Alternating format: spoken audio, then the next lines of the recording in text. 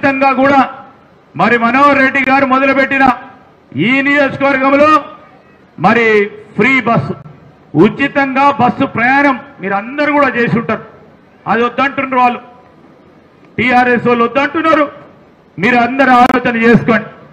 రేపు రాబోయే స్థానిక సంస్థల ఎన్నికల్లో మనోహర్ రెడ్డి గారు ఈ ప్రాంతానికి సంబంధించిన అభివృద్ధి సంక్షేమం పెద్ద ఎత్తున చేపట్టాలంటే మీరందరూ కూడా ఈరోజు ఫ్రీ బస్సు కానీ, సన్న రకం బియ్యమే కానీ, రైతు భరోసానే కానీ, ఈ రేషన్ కార్డులకు సంబంధించిన అంశం విషయంలో ఇంకా రాని వాళ్ళకి ఎవరికన్నా ఉండి వారికి రావాలన్నా కానీ మనోహర్ రెడ్డి గారి నాయకత్వంలో ఇవన్నీ సాధించొచ్చని ఒక స్ఫూర్తిని, ఒక ఆలోచనని వారికి పూర్తి స్థాయిలో మద్దతు పలికి రేపు రాబోయే కాలంలో 3.5 సంవత్సర కాలంలో ఇంకా ఈ తాండూరు నియోజకవర్గాన్ని చేసే కార్యక్రమాలు మనోహర్ రెడ్డి గారి నాయకత్వంలో చేయాలని సంకల్పించి ముందుకు నడపాలని నేను మీ అందరినీ కూడా కోరుతా ఉన్నా.